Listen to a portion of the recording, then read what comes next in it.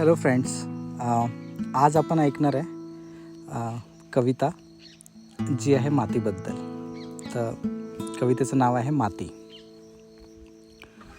कधीतरी मातीसारखं होऊन बघा, कधीतरी मातीसारखं होऊन बघा.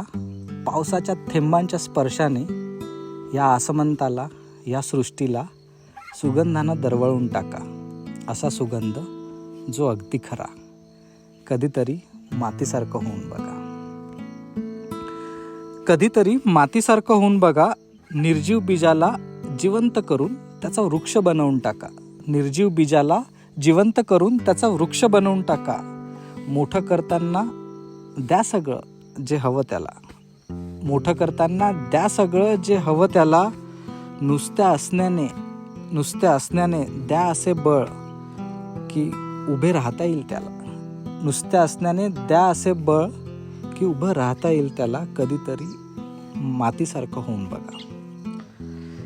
कधीतरी मातीसारखं होऊन बघा. मऊ गोळा होऊन हवा तो आकार घेऊन बघा. मऊ गोळा होऊन हवा तो आकार घेऊन बघा. नाहीच आवडला एखादा आकार तर स्वतःला मोडून पुन्हा माती बनून नव्याने नवीन आकार घेत राहा. स्वतःला मोडून पुन्हा माती बनून नव्याने नवीन आकार घेत राहा. कधीतरी माती बनून बघा.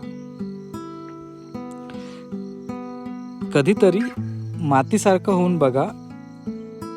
कुणी विचारलं की आम्हाला पण माती व्हायचं तर शिकवा त्यांना स्वतःला मिटवण्याची कला. घ्या सामावून त्यांना.